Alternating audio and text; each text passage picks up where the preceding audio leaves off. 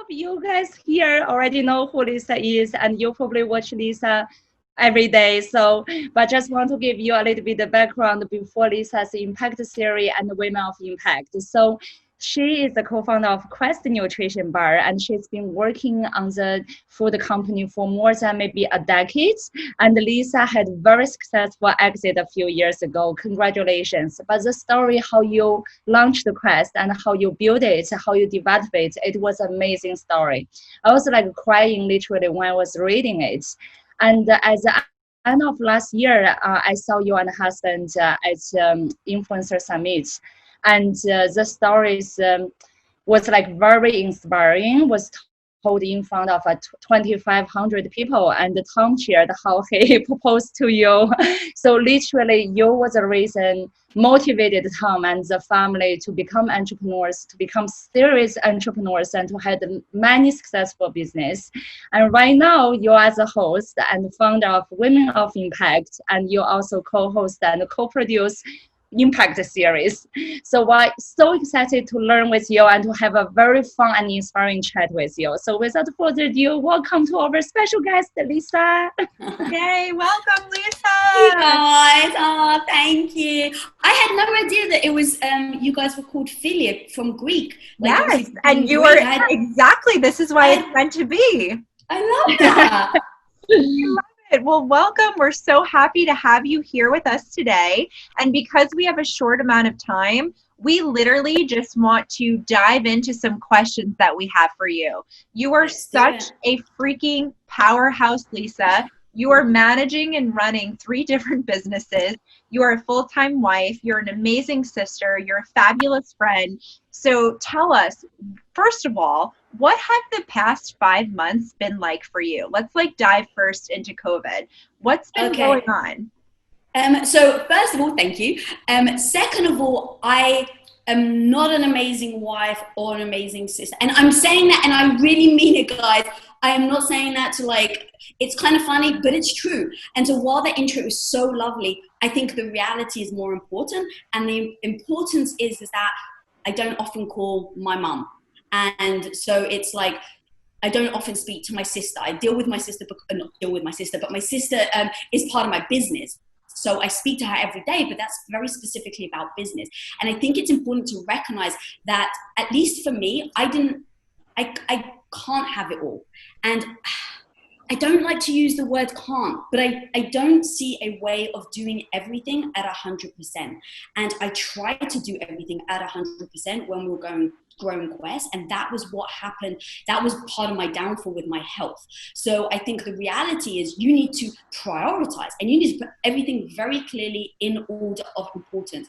And while I love my family, legitimately, I would die for my family in a freaking heartbeat, but on a daily basis, they are not my priority. And it doesn't mean that I feel any differently about them. It doesn't mean that I don't love them. But when it comes into conflict, if I had a call today with you guys, right, business, and my mom's like, oh, hey, I just want to chat. Be like, nope, sorry, mum, love you, but I can't talk, right? And so you have to be very clear with what your actual goal is and order of priorities, so that when things come into conflict, you know where to put your time and effort. And that has never been more so or more true than right now while we're in quarantine, because we are getting input from so many different angles about, it's the first time that you are having your family and your business and your friendships and your dating, everything is in one space. And there are going to be many times that a lot of that comes into conflict. And if you're not clear on what your goal is, you'll never know how to act. Or you'll try and do everything, and then what will happen is you're only giving 40%, 30% to certain things. So I choose to give 100% to one thing and then kind of scale it down from that. Now, my ultimate priority when it comes into conflict is always my husband. Me and him have both said that from the get-go, but that's not a daily priority. My daily priority is my business. So now, as we're in quarantine, yes, the business has definitely taken a hit. I know a lot of people in our space, and I know everybody has somewhat had an impact, suffered, quote unquote. And it really goes back to when we started Quest. I was so freaking naive, guys. This one was so naive. We were all naive. Our business partners were all naive to think that, hey, the fact that the economy had just crashed in 2008, we can still start a business. We can still start a food business. We had so many people tell us we were nuts. You do not start a business when the economy has just crashed. You do not start a food business that requires manufacturing, that isn't a necessity, because it's a protein bar. Protein bars are not considered a necessity. And so everyone was like, what the hell are you guys thinking? We were just naive enough to believe in ourselves and the power of belief and the power of be so freaking good, they cannot ignore you. So there were 1,600 protein bars on the market at the time during the height of the worst economy crash we have experienced in my lifetime. And we had the attitude of be so freaking good, they cannot deny. And so what we did is we focused on value. We focused on how do we make sure that this product brings value first? Because you have to convince, quote unquote, you have to convince someone to give you money for what you're offering. You have to be so valuable to them that they are willing to part with whatever they have. Right? So if it's an event, your event has to be so freaking good that they're willing to give over money to you and spend time on your platform to watch your live event. But you have to be so freaking good. You can't just show up and think, oh, well, I'm so good. I've done this for 10 years or whatever. People are going to pay. No, you have to time and time again show up like you've never shown up before. And with our company, it's like, how do you have that confidence to do that, to just like show up? And when people were like, you're crazy, why are you doing this with Quest? How did you cultivate and pull that inner confidence to say, you know what, fuck it, I'm going to keep going, I'm going to do this, I'm going to listen to myself, I'm going to be the best that I can so that they cannot ignore me? Like, where did you find that? To be honest, I don't even think of it as confidence. I just think of it as the fear was fueling me enough. So my husband came home with his business partners and they're like, hey, we want to start this protein bar company. A lot of you may already know my story, but I was a stay-at-home wife for 8 years. And so he comes home, we just bought a house, and he's like, hey, but babe, if this doesn't work, we lose our house. So 2 important things. 1, I married a very ambitious man. I did not fool myself into thinking otherwise. So just because I've been married for 5 years doesn't mean that his ambition is going to go away. So when he comes home and says, hey, I want to put the house up for the line, I can't be surprised. I knew the man that I married. So I felt like I was doing a disservice to our marriage and to my husband if I was like, no, this is my house. We're going to have kids. We agreed. And it's like, I'm switching my pitch up on him. So that was the first thing. Cool. Okay, we're risking the house. Then it was fear. I was like, oh crap, like, okay, we're going to start this business, but what if it fails, right? Everyone's telling you it's going to fail. And I'm just like, I just look at both ends. And look, a lot of people say, don't look at the worst thing that's going to happen. I look at both. I go, what is the absolute worst thing that can happen? And can I live with it? So when, we all say, like, when we're on our deathbed, what are we going to, wish that we had done? It's always the things that we hadn't done. It's never the things we had done. Like, I don't ever think, I can project, I may be wrong, but I don't ever think I'll be on my deathbed going, oh shit, Lisa, I'm so bummed that you tried that thing and that failed. What I'm going to say is, oh my God, I can't believe I never took that trip when it was offered to me. I can't believe I never went on that Skype interview when Jacqueline hit me up and said, hey, Lisa, come and speak to people. Like, those are the stuff I'm going to regret. And so I'm just like, I want to live a life of no regret. I don't mind making mistakes and failing. Look at every single successful person, guys. Every single freaking successful person, and show me where they didn't fail. Of course, you're going to find failure. So it's just part of the package. If you want success, you have to accept a level of failure. And you have to accept the self-soothing of getting back up. So let's take Quest, for example. It wasn't like, oh my God, we started it and it just went well and oh my God, it was amazing. No. We were making protein bars with rolling pins and knives for 8 hours every week. We were renting a kitchen. We had no freaking idea, if it was going to work. We were then giving them out for free. So we'd committed a certain amount of money and we're like, we're going to give out for free because what did I mention earlier? Give value.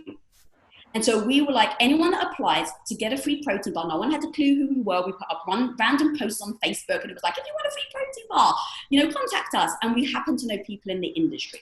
So we sent all our product to people in the industry. And we literally wrote a note. And this is 2010, so you can imagine social media isn't like what it is now. And we wrote a note and the note said, If this brings you value, please speak about it. If you hate this, please speak about it, because all we want is the truth. And if you can actually, with no ego attached, no emotion attached, actually go to people and say, give me the truth, because I want to bring value so badly that I don't want to keep doing it if it's not actually nice, and if it's not actually changing your physique, or if it's not actually changing your health.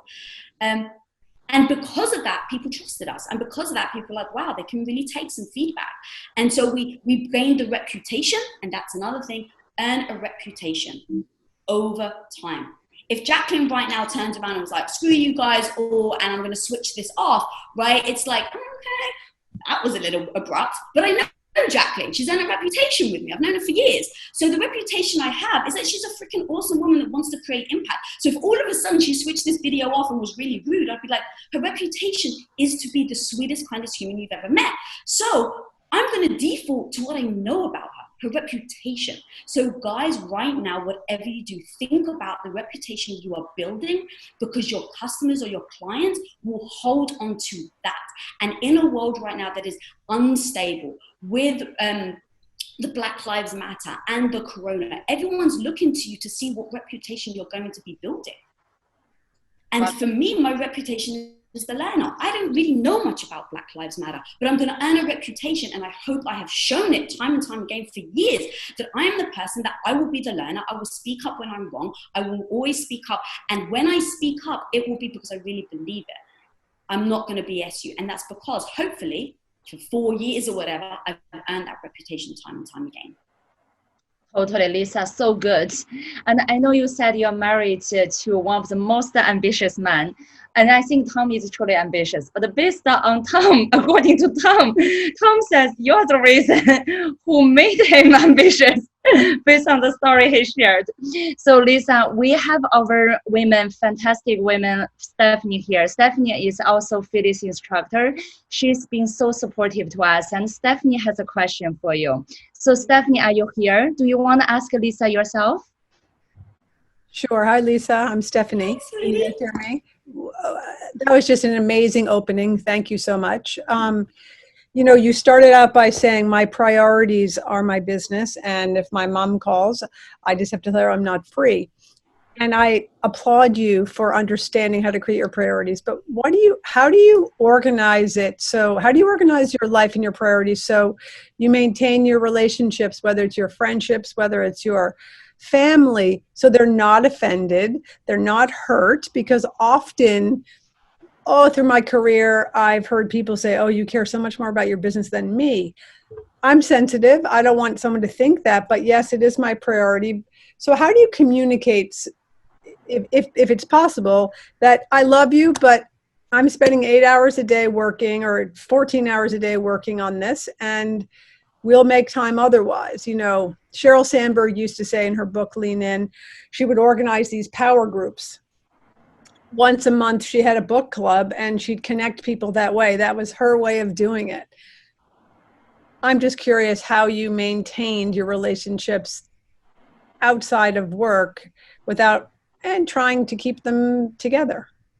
Yeah, thank you. That's a great question, because it is very important that I double down and express how important my family is to me. So this is where it becomes hard. So I am such a communicator, to the point where I think people get annoyed sometimes. But like, I'll say to my mom, as your daughter, what do you need from me? Right? So like giving them space to say what they need. But I would also reciprocate, and I'd be like, Mom, as my mother, I am so excited, right? Because if you show the emotion behind it versus like, hey, I'm working 14 hours a day, do not disturb. That's one way of handling it. You ain't going to get what you want. But how to get what you want is like, okay, my mom loves me. My mom cares about me. My mom wants me to be happy. So I know that about her. So I approach it with a different way. I'm like, Mom, you don't understand how much this work makes me happy. I've never been happier in my life. It fuels me in a way I've never been fueled before, but it's going to take a lot of time and dedication. So, but as your daughter, I want to make sure that you understand and feel loved. And so while I can't commit to a daily phone call or even a weekly phone call, what is it that you need from me to feel love that doesn't depend on a daily call? And so she'll just say, okay, well, sometimes if I'm feeling down or, you know, something like that, or in fact, my sister's a perfect example. I have a code word with her. And like, if she texts me, she's like, hey, do you have time to talk? I'm like, nope, but I have a code word. The second she says, I need to talk, done. It doesn't matter what meeting I am in. It doesn't matter how important that meeting is. I could be with the freaking President of the United States, someone very important. I could be, but right, like I could be, it doesn't matter. If you use that freaking code word, I'm there for you. Now, you can't abuse that code word, and going back to earning a reputation, you're going to earn a reputation with me if you abuse that word or not. So if my sister every week or once a month says, hey, I need you, I'd be like, hey, you're abusing the word. This isn't a life or death matter or a very deep emotional matter. So I'm going to take that word away from you for a month and you're not going to be able to use it, right? Like, that's how I actually deal with it. I have a code word with Tom. That word is important. Again, I probably use the word important. Babe, it's important to me 3 times a year. So you can, and I've built a reputation. I don't use that. Even when I'm just, like, I'll be like, I'd really like it, right? So because it's like, I know what weight that carries. And so what I would do is the people that are very important in your life, have that discussion with them. Tell them how much you're loving what you're doing. Tell them what it means to you to have their support. Because then they feel like they're part of it, right? You're not shutting them out and saying, hey, I'm not going to be there for you 14 hours a day. You'd be like, you don't understand it. When I get to talk to you once a month and I know that you're there for me, it gives me the fuel that I need to freaking crush it. Then they're like, oh, great, I'm part of that journey. So, and look, there are going to be people that don't understand. My dad, God bless him, he is like one of the hardest working men I've ever met in my life. He went from a tiny, tiny village in the mountains where he was earning 5 cents a day to dig ditches. Like, he had poverty beyond poverty. Like, a hole in the floor was his toilet. That's how badly he grew up. And he worked his ass off, to really kind of show up, but he still shows up and he still freaking works hard. And I'm sorry, I lost my kind of train of thought of why I even brought my dad up. But it is important to know where your priorities are. Also, I think that's what I was saying. My dad, even the man who has worked so hard to get where he was, he busted his ass. So he believes in hard work. But what does he believe more? That women should be stay-at-home wives. Right. So it's like, I love him to bits. And even when I say, Dad, you know what it's like. You know how hard you have to work to succeed. He's like, yeah, but you should be having kids. And it's like, look, some people you can't convince and you have to meet them where they are. I value my relationship with my father more than I value him thinking of me as an entrepreneur. So it's like, cool, Dad, if you just want to keep thinking that I should be a stay-at-home wife, that's fine, because I love you and I want a relationship with you. And if that's what you need to hold on to, then that's fine. Like, I've made that sacrifice. I know what comes with speaking to my dad. You have such good boundaries, Lisa. You're like the queen of setting those boundaries, and I applaud you for that. I mean, even like myself personally, I have trouble sometimes doing that. So I think there's a lot we can learn from you. But you have prepared some special like tools for us today. So I want to marinate on the fact that you are a self-made billionaire with a B, who is such a badass woman. Like, you are lovely and you are kind and you give your time to other women to help them grow and succeed. I'm so grateful for you in my life. And I want to know, how did you grow Quest into $1 billion empire? And what advice do you have for us as we are all starting our entrepreneurial journey? So I know you prepared some tools. So guys, now is the time. Take out your pen and pad. Lisa's going to drop some gems for us. All right. So number one, I wish I was a billionaire. We sold the company for $1 billion. You guys, it's way freaking different. There is so much difference between building a, but yeah. And what I actually love is I'm like, I'm not a billionaire yet, girl. I'm not a billionaire yet. So it's like, you fuel me. So again, like, and look, for me, money is a facilitator. It's not actually the money itself. It's what I can do with the money, the empower, like how much I can put towards building an empire to empower people. So it's not really about the money. And then Quest was multiple things. I think what would be more, what I prepared is really what I have done since we've been in quarantine. So this is super freaking new for us, guys. This is what we are now implementing in impact theory, on everything we approach in all our IP that we're creating, from the comic book side, the fiction side. So as a running of a business, I urge you to follow this. It has changed our business in just 3 months. So it's called Physics of Progress. I'm sorry, I've got a whiteboard. You guys know me, I love my whiteboards. So I call it POP. So I'm going to take you through it, and maybe I could take a photo and send it to you in case you guys want to use it for future reference. All right, so start with a goal. Everyone should have a very, very clear goal. So there's 3 parts to this. Number 1, what is the desire? Sometimes it's like emotionally, it's the goal. So I'm going to give examples of YouTube just because that's my kind of wheelhouse. It's kind of an easy thing for me to go to. So let's say the desire. The desire is to grow my YouTube channel. Can you guys see this? Is this actually clear? All right. Yes.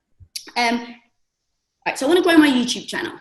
The metrics. What metrics am I going to steer by to see if I have grown my YouTube channel? Because what's going to happen is a lot of people, which I fell in this trap, start looking at views. It's a vanity metric, right? It's like if you want to grow your YouTube channel, looking at your specific views isn't a direct metric.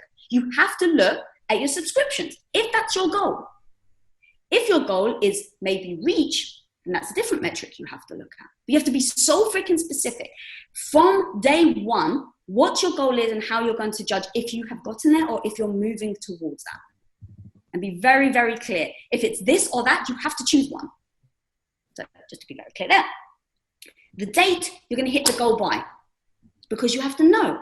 In order for me, let's say you set yourself a year. I want to build 100,000 subscribers on YouTube in a year. All right. Well, you have to know every month if you're actually on the path, because you don't want to get to the 6th month mark and go, oh my God, I'm so freaking off. We've got 5,000 followers and my goal is 100,000 in a year and I just spent 6 months on 5,000. You have to admit, then it's a bad plan. So you have to set yourself a date that you can take your metrics and work towards making sure that you're on your path to that date. All right, step number 1. Step number 2, hypothesis. You have to come up with a hypothesis of how you're going to get to your goal. So your hypothesis isn't I know, right? Because if you knew, you would have been there already. So hypothesis is based on your best informed guess based on data. It cannot be a feeling, guys. This cannot be, I have a gut hypothesis. That will lead you down too many wrong paths. I've been there before. All of this is from experience. I have been down many bad paths. So even with the lovely introduction, it's like, please know this has all been discovered because I've fallen, I failed, I've gone down some wrong paths for 6 months. I was looking at vanity metrics, then I realized it was vanity metrics. So this is all from experience. So your best informed guess on data. So let's say, for instance, my hypothesis to grow the channel is to go on, is to do 10 podcasts, because my data proves from experience that every time I do a podcast, I get a bump in subscriptions. Right? That's based on data. It's a hypothesis. So going on podcasts is going to lead to more subscriptions. It's my hypothesis. Well, what am I going to test? What data am I going to do it by? I've written all that down. What levers am I going to pull in order to get to my goal? So this is the action. This is the actual thing. So you have a conceptual. So let's say subscribers. I think that having Vanessa Van Edwards on my show, because she seems to be fitting with my audience, is the lever I'm going to pull. So I want to have her on my show. It's not a fact data, right? It's a hypothesis, it's a feeling, it's a concept, okay, based on the things that I've seen of the types of guests that do well on my channel, Vanessa Van Edwards possibly is a good guest.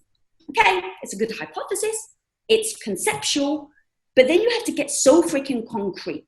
You have to say, okay, what actually is she going to do? What is she going to speak about? Like, what is that topic? Because there's 30 different topics she could possibly talk about. But there may be a topic that I have a hypothesis that is going to work based on my data.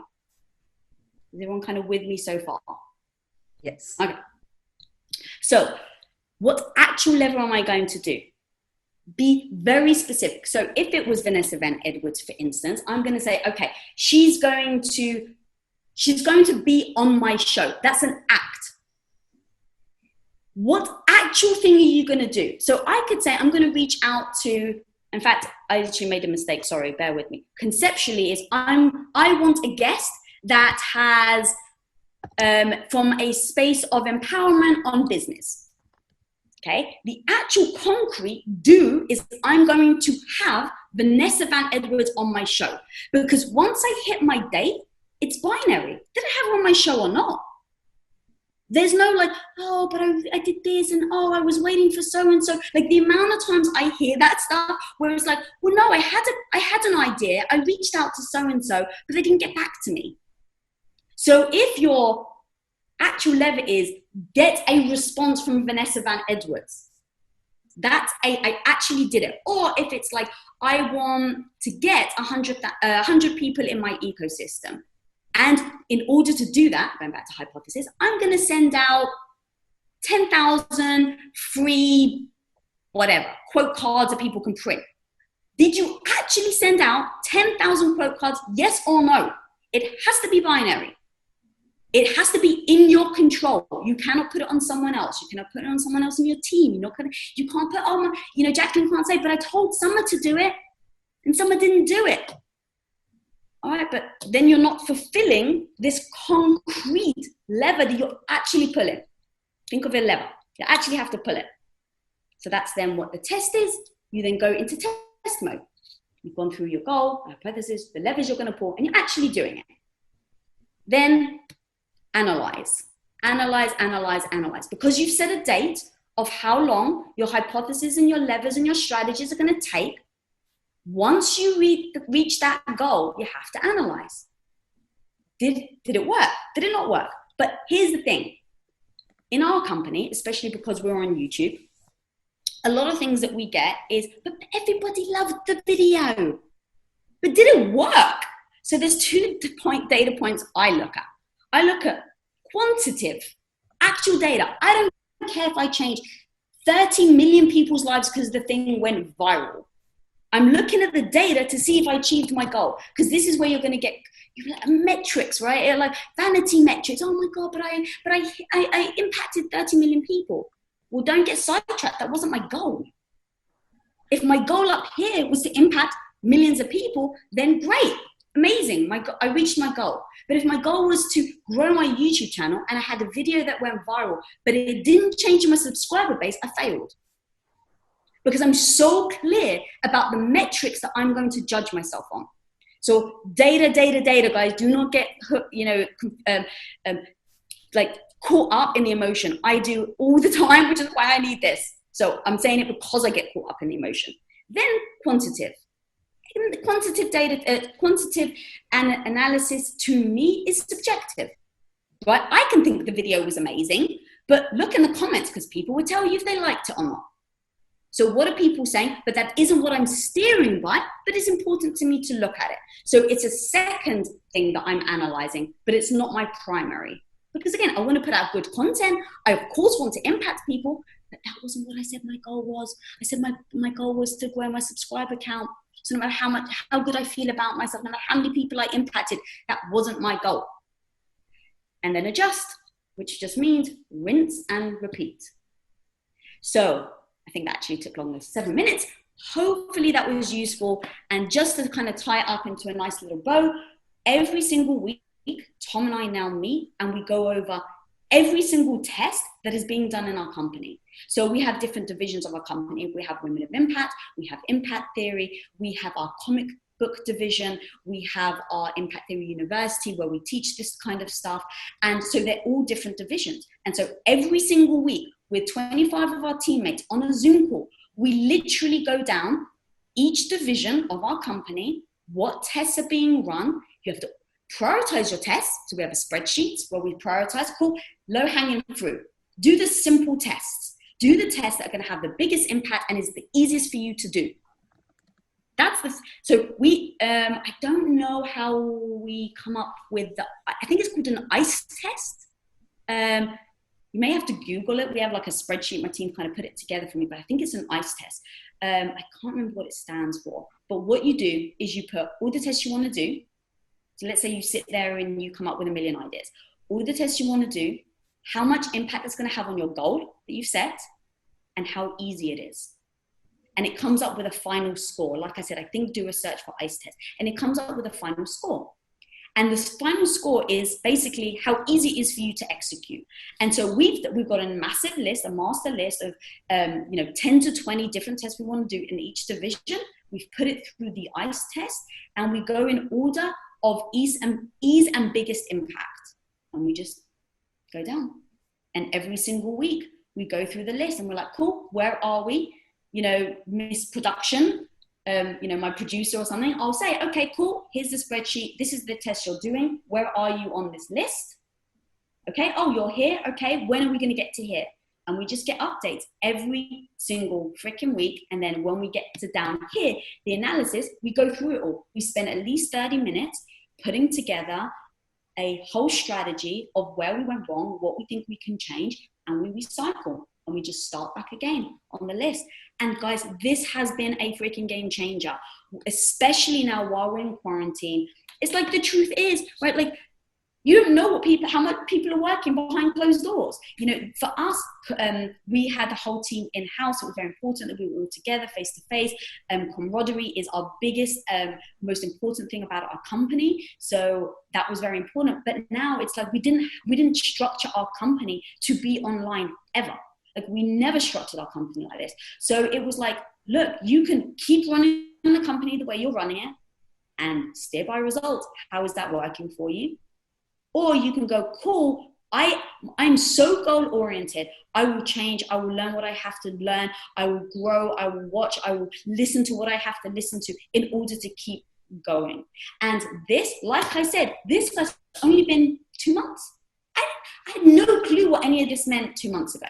So I have just opened myself up to being, I'm so goal-oriented. So I'm just like, I ain't freaking reaching my goal. The economy has changed. People's behavior has changed. You have to accept that. People are not watching the content the way they used to watch content. People are not consuming things the way they used to consume. People are not buying things they used to buy. So you have to accept that first.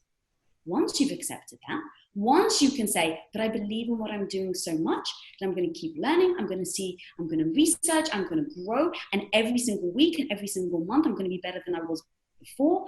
And in order to do that, you're going to, you look at your goal and you'll see your results, and is it working or not?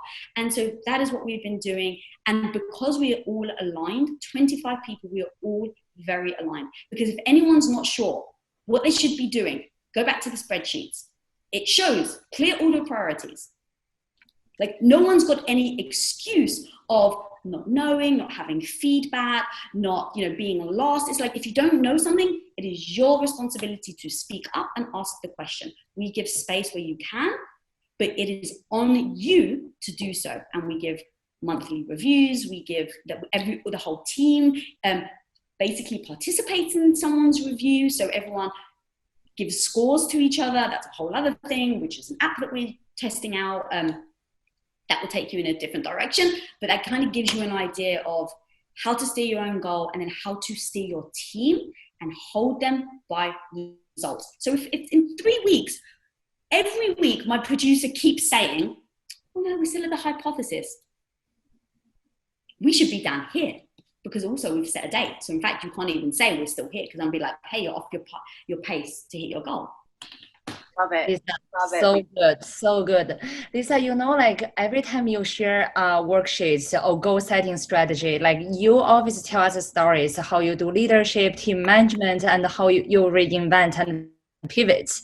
Like literally so many female entrepreneurs we have interviewed, we see a commonality among all of you guys. It's like it doesn't matter what kind of crisis we face, you always reinvent and pivot, and you come out with something that's even better. Thank you so much, Lisa. And we got a few more questions. So we have Aski. Aski, this question is so good, because I also have the same doubt. So I think Aski is about what happens if you outgrow your friends? But I will ask Aski to ask you herself. Aski, you want to ask Lisa yourself? Yeah, of course. Yeah. Hi, Lisa. My question is, as we get successful, do we lose our friendships? Because my errand is not so ambitious people, and they were like mostly complaining, not problem solving. And as I get work hard and know my goals, I start feeling that I'm becoming too much for them, or they feel like, oh, you're thinking differently, or you're always on your phone, you're always working. And I feel like, do we have to change our people as we get successful, or like eventually I will lose people? Yeah. The sad truth is people will fall off. If they don't have a growth mindset, it usually will mean they will not accept you changing, and they will not accept your own growth and your own success and your hard work. I have a friend who isn't necessarily growth oriented, but I am so close to her that every step of the way, I have been so abundantly honest about how much I can give to this friendship in that moment. And if at any point she had said to me, yeah, that doesn't work for me, I'd be like, great, I love you so much. I wish you well. If you need anything, I'm here for you, but it is what it is. And I've known her since I was 9 years old, but she didn't. She was like, Lisa, I know who you are. Lisa, I accept you. But that doesn't mean that everyone's going to, right? So it's like, but I actually told her. So as a perfect example, she approached me. She's like, will you be the godmother to my son? Now, I've chosen not to have kids. I freaking love kids, but I've chosen not to have them. And she's like, will you be the godmother to my son? And I was just honest with her. I was like, look, I will love him more than anything on this planet. And if he ever needs me with a code word, I will be there for him in a heartbeat. But if you're looking for me to be the godmother that is going to be on the phone with him every week, like I'm going to be the godmother that's probably going to forget his birthday. And I actually don't mean that as it's funny, but it's true. Like I actually will forget his birthday. And I'm like, if you're okay with that, because that doesn't show you how much, that isn't a reflection of how I feel about him. That isn't a reflection of what you mean to me. That is just the life that I have chosen and the way that I am as a human being. And I'm not willing to work on it enough. Right? I'm not willing to work on remembering people's birthdays. It's just not important to me. So I was very clear with her. And she just turned to me. She's like, I know exactly who you are. I've known you since I was 9 years old. She's like, I know that you're not going to remember their birthdays, but I know that you will also be there for them if they ever actually needed it. And so I'm their godmother and I forget their birthdays, but she's accepted me. But other people haven't. And that's okay too. I don't expect people to always change their behavior and their needs to match mine, but I don't want them to expect me to change my behavior and my attitude to match theirs. And so I'm always very gracious. I'm always very respectful of people. I don't think that judgment doesn't serve anybody. And that's sadly, I think, what a lot of people feel when you have a growth mindset and they don't. They feel judged. I've seen it time and time and time again, because all you want is to break them free, right? You've gone through that transition yourself. You see how empowering it can be to your own life once you change your mindset, and you so want that for other people. The problem is people think that you preach, people think that you're better than them, or they interpret it. And so I realized that. And I realized that I'd have to accept my friends for not having a growth mindset and have a type of relationship where we can bond over music, but we never talk about mindset. We bond over movies, but we never talk about mindset. I never talk about business. That friend that I told you about, I never talk about business ever with her, ever. She doesn't know anything about my business because she doesn't care. So I've gone, okay, I've accepted her for the relationship that we can have. And that's all that relationship can have. And there are other people where they don't accept me. Cool. Peace out. You're not going to be my friend anymore. I will not change my life for you. And so there's going to be a whole mix of different types of approaches. And I said earlier about my dad, I can't convince him. So I've just accepted him because my relationship with my dad is way more important than him having to share the same mindset as me. So you have to look at these people in your life and make those decisions. I love that. Thank you so much, Lisa. And it's so true. Eski, fabulous question. And kind of transitioning into that, you are such a strong role model and leader. You created Women of Impact, which is the show that features women who have overcome incredible hardship to achieve massive success. And your mission is to empower all women to recognize that they can become the hero of their own life. So tell us a little bit about why you created this show. And basically where all of us can follow it, tune in, and be a part of this Women of Impact community. Thank you, girl. Yeah. It really came to like even the business stuff that I talk about, guys. It's like I wasn't born like that. I didn't have an interest in business whatsoever. I studied art and media. So it is important to know that you can learn anything. Like sincerely, before we started Quest, I was a stay-at-home wife for 8 years, and I could feed my dogs. Right, I had 2 little puppies. I trained them, and like I'm not saying that I wasn't smart or like not even smart, but like I was average. But where the person I am today, I've put in so much freaking time and effort and energy. And when I see women who say, oh my God, you know, you're a role model, which is very freaking sweet. Like, trust me, that is my driving force, by the way. That is why I do this. I want to impact. And I just go back to how I felt about myself when I was that stay-at-home wife and how I feel about myself now. And all the business stuff, building a $1 billion business, you know, building impact there in Women of Impact is amazing. And I love it. But the biggest thing I'm the most proud of is how I've worked on my emotions.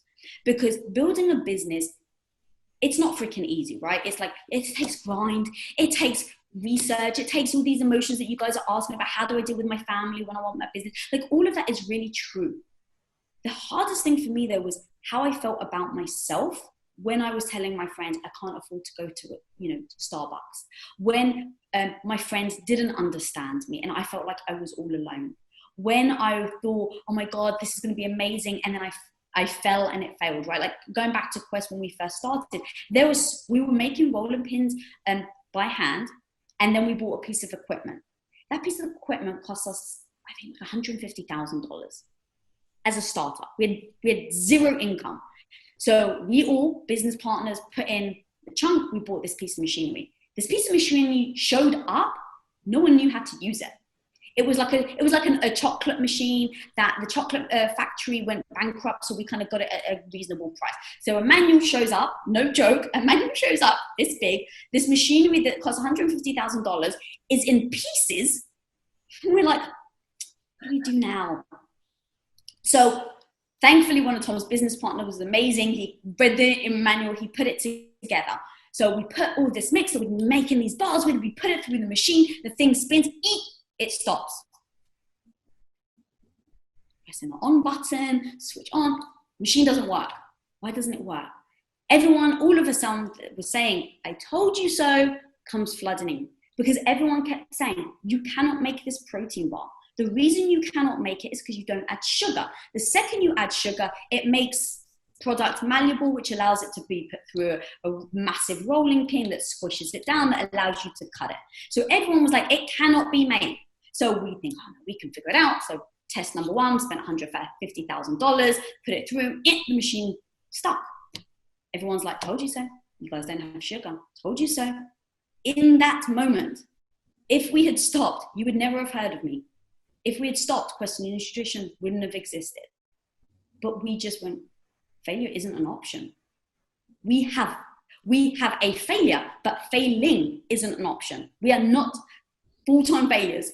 I can't remember the failure. Anyway.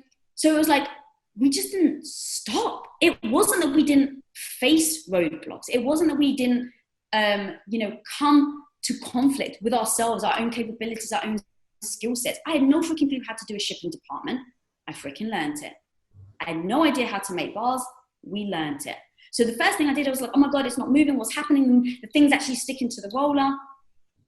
What if we use the non-stick spray? Cool, I'll run to Ralph's, I'll go get a non-stick spray. And I'm literally on this $150,000 equipment, I'm freaking spraying the roller with this non-stick pan spray to see if it worked.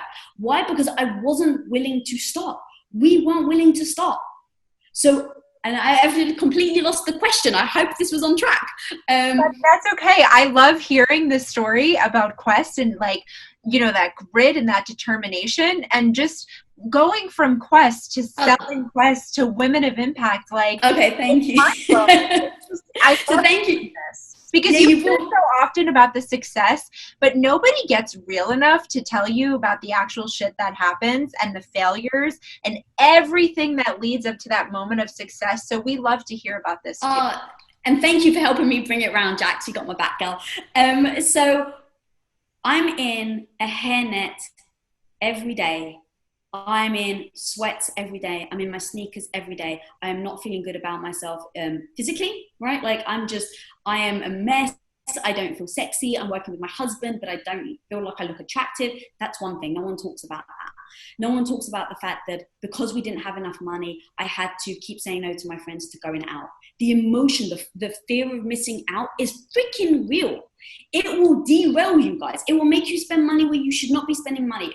It will make you spend your time places where you should not be spending your time, all because you want to feel good. And in those moments, you feel bad about saying no to your friends. You feel bad when you're sitting around your family at Christmas and everyone's talking about everything they've done and you're still failing. That feels shitty when you're sitting around your family. And I've done that. I'm sitting around my family and my dad's looking at me saying, why are you married? Dad, I'm trying this business. And he's looking at me and we're failing. That feels shitty when you're still saying, no, I'm on the path. I'm still going to do it. I believe in myself. People look at you like you're freaking nuts. And so working on my personal emotion as a woman, stepping into my own, stepping into this person that's not going to be bullied when I'm in shipping because I'm surrounded by men who just think I don't know anything. And the truth is I didn't know anything.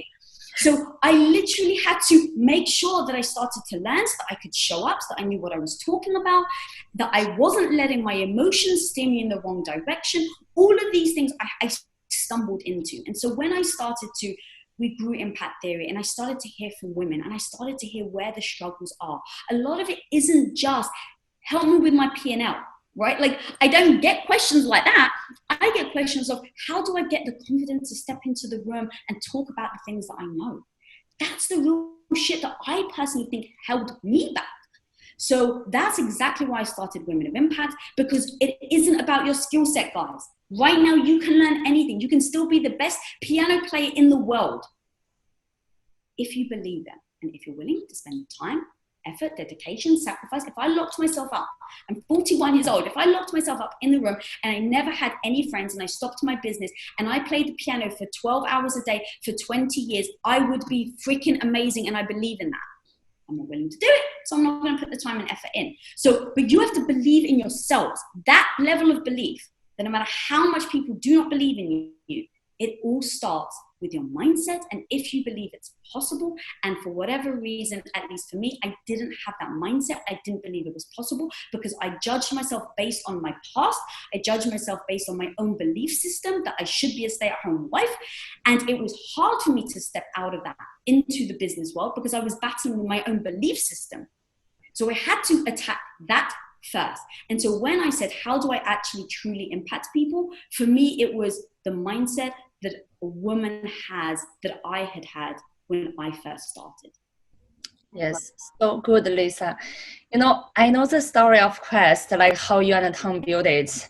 I read the details many times, but every time I hear this story, I still want to cry. And eventually, and Quest eventually, like you bought the expensive like the plant, but eventually you had to build your own. And it's another one of the biggest risks you and Tom took, and it's another biggest investment you have to put money in. It's like so compelling. And also right now with the Women of Pact and the Impact series, you surrounded yourself with a lot of people who are hardworking, ambitious, kind, and generous. So who inspired you and why? I'm pretty sure like a lot of your friends have inspired you, and even like some people we know common like Jamie, like maybe choose one and share with us who inspired you the most. Oh, here's the thing. Can I be honest on how I actually function? I'm just gonna be honest with you. I love I can never bullshit anyone. I don't get inspired like that as much as I change when I get a kick up the arse. And so when I tell you about the guests that impacted me, it's the people that called me out on my shit, that were honest with me, that told me when I ask, hey, where do you think I'm failing, that are honest with me. Because I respect people and I respect them of what they've achieved, I want the honesty. I don't get inspired of like, oh my God, look how great look at how much amazing stuff they've achieved. I don't get driven like that. I get driven by like, oh my God, Jamie Kanlima, who just sold a company for $1.2 billion to L'Oreal. When I asked her the truth about, hey, what do you think about X, Y, and Z? She told me the freaking truth. Right? It's like, that's what fuels me. That's what gets me to change. And that's why even my message, I recognize this isn't for everybody. I recognize that I have a hard edge to the way that I talk. I have a hard edge to myself, but that's because going back to this, guys, what is your goal? So what strategy are you using to get to your goal? For me, sometimes it is, I need the freaking hard truth. I want the kick up the ass. I do not necessarily want the praise. I want the, Jacqueline, where am I going wrong, right? Like, because I know Jacqueline, we've been friends, it's like, I actually want you, if you've got time, send me an email with a breakdown of all the shit I'm doing wrong. That's inspiring to me, because yeah, that's what actually gets me to take action. Because the truth is, guys, motivation, inspiration is an emotional chemical thing that you're feeling, right? It's like, oh, you've made me feel good about myself. My cortisol levels are down. My serotonin's up. Oh my God, I'm feeling so great. But that doesn't freaking last. So in 10 hours, when all of you are gone, I'm freaking tired. Let's say my health isn't doing well. I'm business is failing. What's going to keep me going? It is not the fact that you guys told me how great I was. That doesn't get me going. It is the fact that Jacqueline was honest about where I'm going wrong. I'm like, oh shit, okay, she was right. Lisa, you can listen to your emotion all you like, but she just pointed out something that's absolutely true that you're doing wrong. Are you going to change it? Yes or no? And so that keeps me going. It is not the raw inside me that keeps me going. Love it. That's very good. And Jacqueline actually calls me out. And I really appreciate it. That's why we have the best working relationship. Yeah, that's why we respect each other. I was like, I love it. Tell me. So maybe Lisa, share us with one people who call you out. We have so many friends and people you work with. Yeah.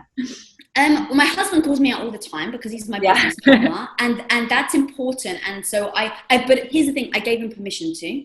So it never comes out of surprise. It's never like he never has to tiptoe. When we started the company, it was a very real, hey, as your business partner, I need to tell you the hard truths. We have to give each other space. Do we agree on that? Yes. Why? Because we both have the same goal in mind, and we have agreed to get to that goal. This is the path we're going to take. So we have very strict business meetings where it is not emotion, and he'll call me out. Sometimes he's like, you're getting emotional like you're my wife. I'm like, thank you for calling me out. I will shut that down right now. Or he's just like, he will always say this. I'll be like, oh, I want to do this, and this is going to crush. And he just looks at me and he's like, you're not good enough. And I'm like, thank you. Because here's the truth. We both know, and he says that to kind of sting, because I like the sting. I know myself well enough. I like the sting. So I want the sting. And everything is always caveated with yet, right? It's not that he doesn't believe in me. He's just like, you're not good enough yet, babe. Now, what's great about that is I know him. So going back to earn a reputation, all comes full circle. My husband's reputation is I'm his number one. He cares about me so deeply that he's willing to help me get better. And so when he says that, and it freaking stings, I've given him permission. So it's given him space, right? With you and Jacqueline, give her space to be honest with you. And know, because you know her so well, you guys have been business partners for a while, you know that when she comes to you saying, hey, you're not good at this, you know that she has your best interest at heart. Yes. And so with Tom, in order for us to get to our goal, I need to be better every day. I need to get a skill set, and he has to call me on it, and I call him on it. And so as an example, he was like, hey, I want to be, and I don't know if I'm allowed to reveal this, or I'll be a little obscure with the analogy, but he's like, I want to be like X, Y, and Z. Now this person is freaking huge. And I just looked at him and I'm like, but babe, you're not willing to do what he's willing to do. Yes, love it. And he was like, ooh. And because he's like, why aren't we big enough? Why aren't we that big, right? Because we steer by metrics based on impact, so it's a whole thing. And I'm just like, you're not willing to do it. You're not willing to go there. You're not willing to say the things. You're not willing to have the discussions. You're not willing to do X, Y, and Z. So you need to stop complaining, because until you're ready to do it, And so calling each other out, giving each other that space, because again, he only wants me to get better. So if he's like, babe, you're not good enough yet, I'm like, awesome. Do I want to get good enough? And then I'll sit there and go, okay, do I want to get good enough? What's it going to take? Like, no bullshit. I'm not going to be that person that's like, I can't believe I'm not there yet. It's like, no, if I want to learn the piano, I'm going to have to dedicate time. I'm going to have to say no to things. And so just lay out the no BS thing of how you're going to get there, and give people in your business space to be honest. We absolutely give permission to every single person in our company. I don't care if you're an intern. And we've got this in our mission statement. We tell everybody from day one. I don't care if you're a freaking intern. If I'm in a meeting and I'm saying something that you don't necessarily agree with, I will give you space to be honest. Now, ultimately, it goes back to credibility. I've been in the business space for maybe longer than the intern. So I may say to them, okay, thank you for being honest. Right now, the data that you're proving and your credibility doesn't actually sync with my credibility in the data that I'm finding, but absolutely be honest and create space. So, but sometimes the intern is right. The intern is going to call you on shit. And you'll be like, oh, damn, I can't believe they just told me that. But it's true. So thank you. I love that. I love that. Thank you, Lisa. And seriously, we can talk to you all day. This is so much fun. This is literally the highlight of our entire week. And I want to be very respectful of your time. I know you have a lot going on. One last question for you. And I'm sorry, everyone. I know we probably have more questions, but we'll be in touch with Lisa. We'll do a follow-up online interview and post it on the site. But we want to ask you, what have you learned about yourself that has surprised you the past 5 months? So we're in quarantine. We're dealing with social and civil unrest. Your entire business had to change. What have you learned about yourself that surprised you?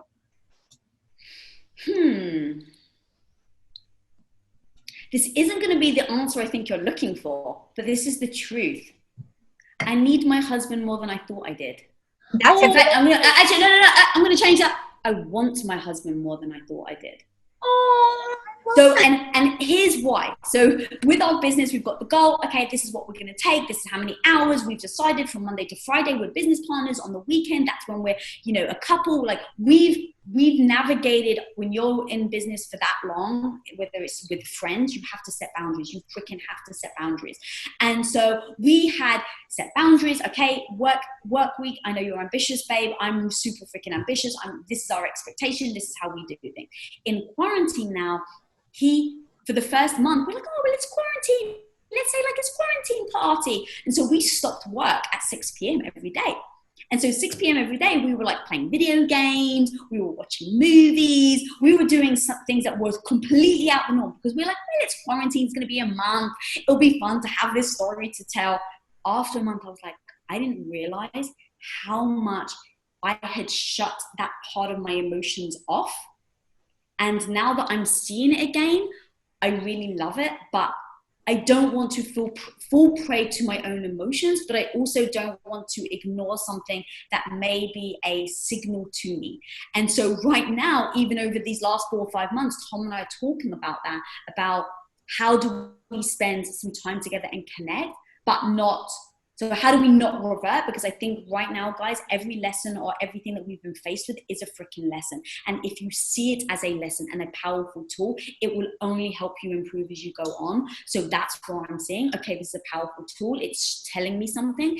Is me connecting with him maybe more on during the week, changing in our business? Is that changing our relationship? So it's been something that I didn't expect. That probably wasn't the answer that you were expecting either. Oh, I was expecting what you wanted to say, and guess what? I love that. I think it's Lisa. Time for all of us to really learn something new about ourselves that maybe surprised us, and I appreciate your honesty. And Lisa, thank you. Thank you for being here today. I wish we can talk for hours. I love you deeply, and I'm so grateful for your time and energy. I know our entire community really appreciated this. We're going to be in touch. We might have some questions to email you at another point.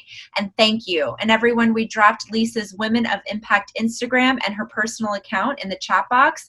Please subscribe. Women of Impact. It is amazing. Yeah, check her out.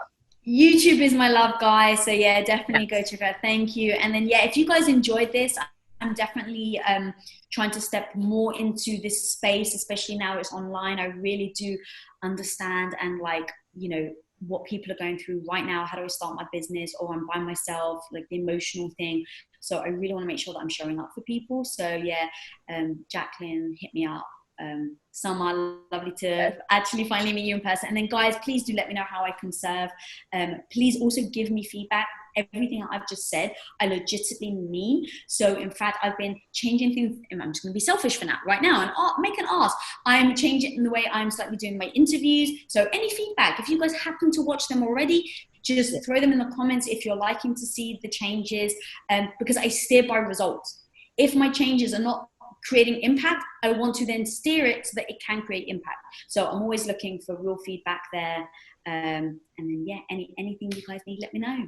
Thank Yes, you. thank you so much, Lisa. Yeah, and we definitely want to invite you back. And I know you've been always very supportive, and it has been rescheduled twice for you to join us. But in the future, we'll definitely ask you to come back. And thank you for sharing like your story with Tom, because my parents are entrepreneurs and they're power couple. So my goal is always to find someone who is equally ambitious and to share the life journey with me. So thank you for sharing the 600-degree dimensions of your life.